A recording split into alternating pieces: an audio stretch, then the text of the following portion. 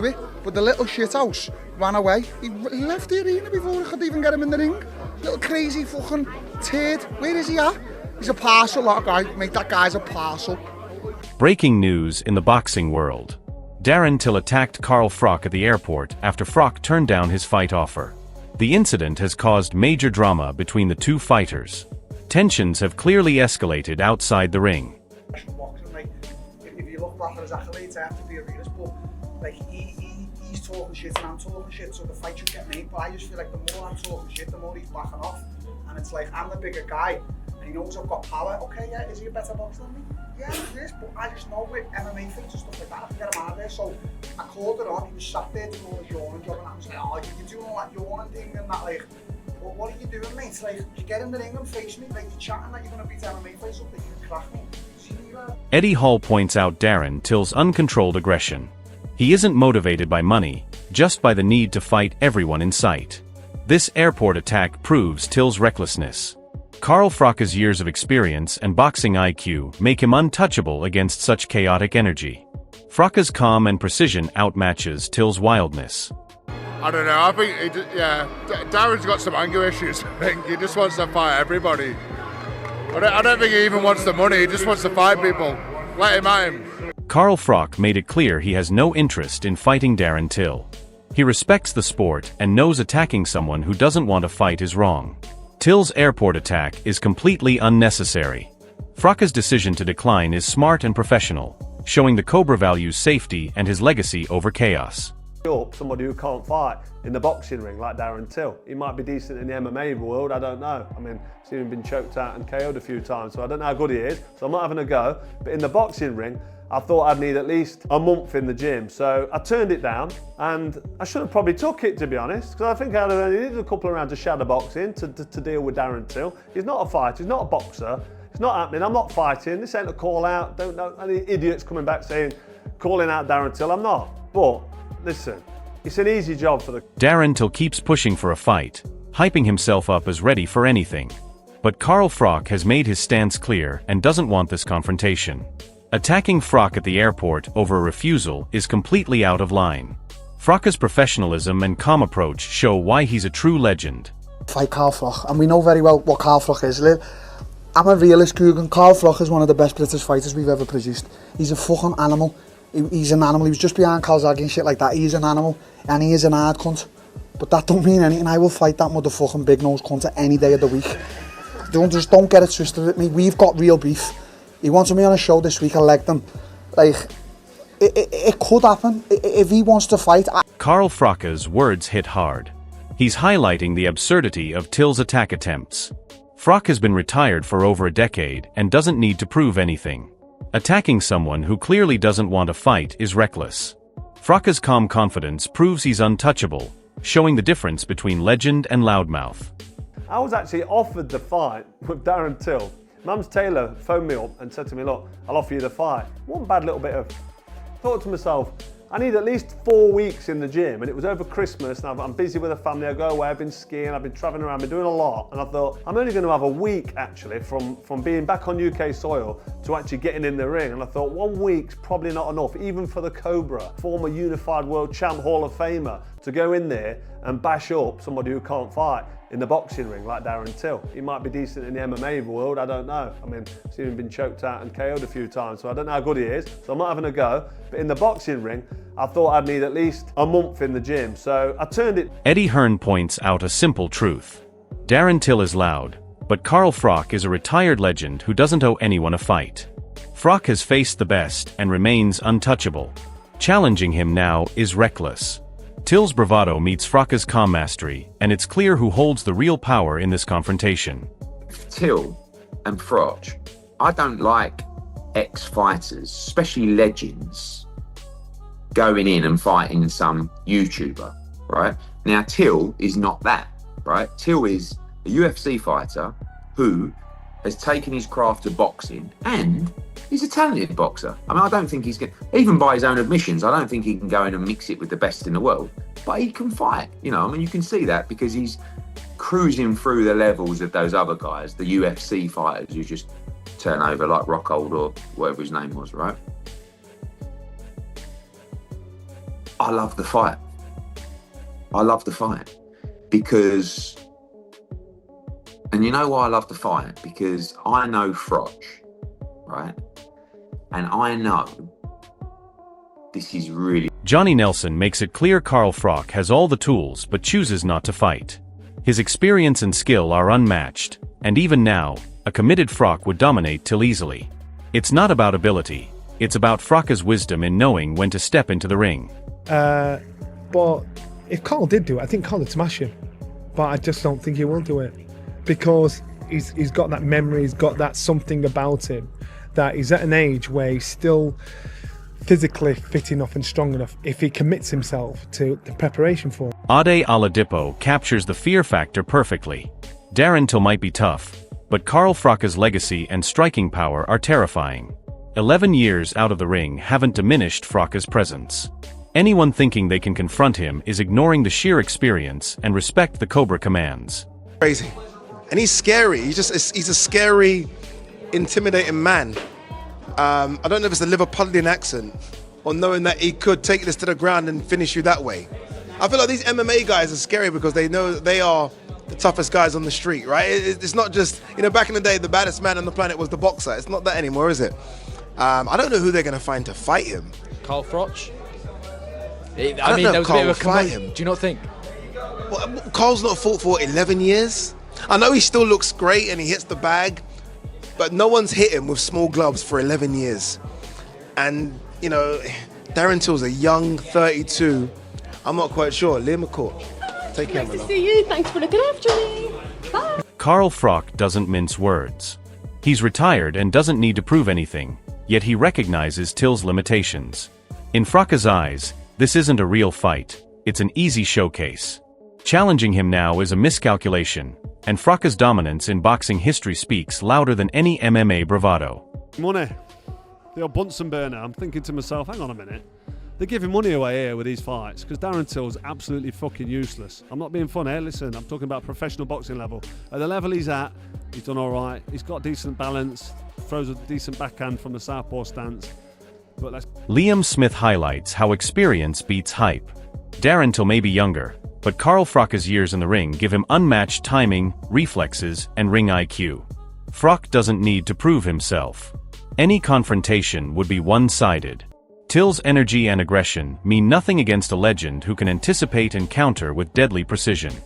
In the ring, Carl Froch is an unbelievable fighter, and Dan Till knows that. Carl Froch is an older version of himself now, been out the ring a long time.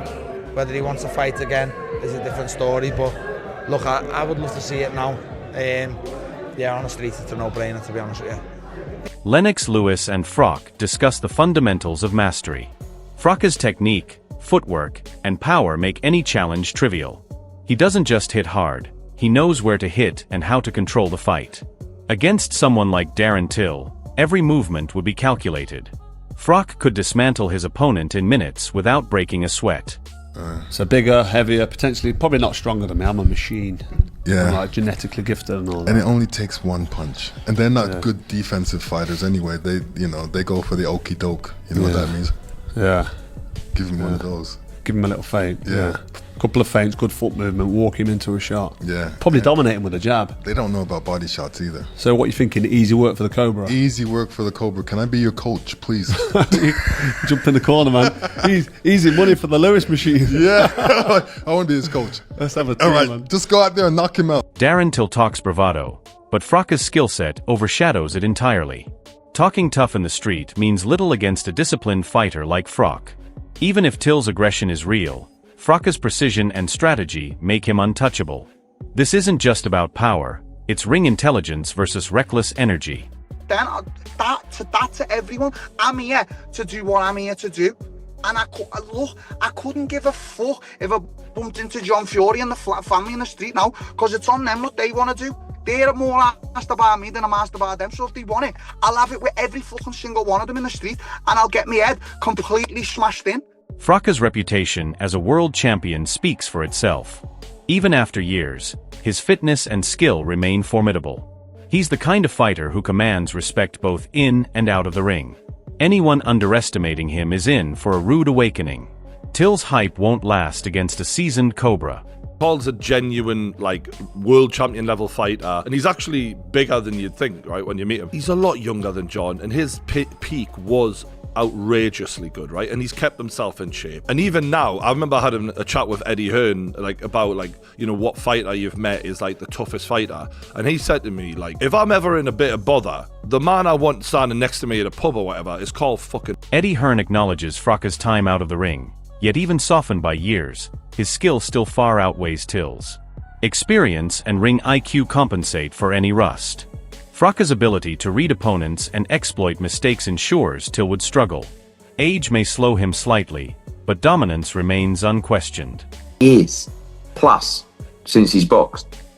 So 10 years ago, he would have smashed Darren Till all over the shop, right? And I think Darren actually, like, for all Darren's madness, he's not an idiot. I think he knows that. But 10 years on, and not having took a punch in 10 years, and definitely gone a bit softer, because that's just life, it all of a sudden becomes, dare I say, a bit of a 50-50. George Groves emphasizes that despite being 48, Carl Froch retains the heart and toughness of a champion. Experience counts for everything in boxing. Froch knows how to handle punches, anticipate attacks, and control the pace of a fight. Darren Till's youth and aggression are no match for Froch's sharp instincts. Even after years away from competitive boxing, Froch's timing, defensive skills, and mental toughness would dominate. Any confrontation would be far from equal, proving that respect and caution are key. Froch's decision to avoid unnecessary fights isn't cowardice, it's wisdom. Froch versus Till. I don't know, man. He's 48 years old now, Froch. You know, he looks good when he takes a picture, you know, with a moody light in after a few abs and that. But Darren Till, he's still fighting, isn't he? He still knows what it's like to get punched in the teeth. It's been a while since Froch's been punched in the teeth. So I think he does well. I think it sells. I think if he wants to do it, he should do it. But I got a feeling Froch don't want it. I don't think Froch wants it. I think he says he wants it, but when it comes down to it, he don't want it. Darren Till talks trash and tries to hype himself, but Carl Froch has seen and handled much tougher men in the ring. Till's insults and claims of vengeance fall flat against Froch's legacy. The Cobra's precision, ring IQ, and decades of experience make short work of reckless aggression. Any face-off or confrontation in reality would heavily favor Froch. Till may have strength, size, and confidence, but Froch's strategic brilliance and technical superiority would neutralize every attack, leaving Till exposed. It's a clear mismatch that shows why Froch chooses when and where to fight. But I just thought I'd get the opinion of people that I respect. So I spoke to Rob McCracken, my old coach, and the feedback was positive, more positive than what I thought it would be. I actually broke contact with Eddie Hearn, so there's a bit more to develop on that front. I've also been speaking to Kalle Sauerland, who's really keen. Till's repetition of insults only highlights his desperation for attention. Carl Froch doesn't need to respond to provocations. His record and skills speak louder than words. Froch's mastery of distance, timing, and precision punches would make Till's bravado meaningless in the ring. Aggression alone can't overcome experience. Till's talk is loud, but Froch's actions in past fights prove he remains a threat even after years away. Froch's restraint is smart, not fear. The Cobra knows exactly what a controlled technical fighter can do to someone relying purely on anger and hype. But I just thought I'd get the opinion of people that I respect. So I spoke to Rob McCracken, my old coach, and the feedback was positive, more positive than what I thought it would be. I actually broke contact with Eddie Hearn, so there's a bit more to develop on that front. I've also been speaking to Kalle Sauerland, who's really keen because he's... Johnny Nelson nails the reality. Carl Froch doesn't need fights he doesn't want. His confidence and record give him options. Till may crave confrontation, but Froch's ego and business sense mean he only fights on his terms. Even if challenged, Froch could dismantle Till in weeks. The man has legacy, skill, and control. The Cobra chooses battles wisely, and Till's provocations are no match for his experience, tactical thinking, and unmatched ring intelligence. Froch's restraint shows mastery rather than weakness, proving legends don't need to engage in every confrontation. Interview with one of the the main men of the zone saying, look, there is an appetite there. So now the conversation is, will Carl do it? Carl's saying, give me 6 weeks, I'll smash him. Carl won't do it. Carl doesn't need to do it. Carl's got mad money, as he says. And the thing is that I think will keep him out is ego. God forbid he went in with Till and got... After reviewing all the clips and opinions, it is clear that Carl Froch remains a true master of the sport despite years away from competitive boxing. Darren Till's aggressive words and confrontational attitude might sound intimidating to some, but in reality they fall short against Froch's experience, skill, and tactical intelligence. The Cobra has faced bigger, stronger, and hungrier opponents and dismantled them with precision timing and calculated power. Every punch Froch throws has purpose and every movement is controlled. Till's bravado and claims of vengeance would not survive a single round against a man of Froch's caliber. It is not fear that keeps Froch from stepping into the ring with Till. It is wisdom and respect for the sport. Froch chooses his battles carefully and knows that a fight purely for ego or publicity only cheapens the legacy he has built over decades. Fans and critics alike can learn from Froch's approach that true greatness lies in knowing when to fight and when to let skill speak for itself. This is a moment to reflect on the Cobra's unmatched career and remember that legends do not need to prove themselves with every challenge. If you want to see more analysis and breakdowns of these epic confrontations, make sure to subscribe and turn on notifications so you never miss the action.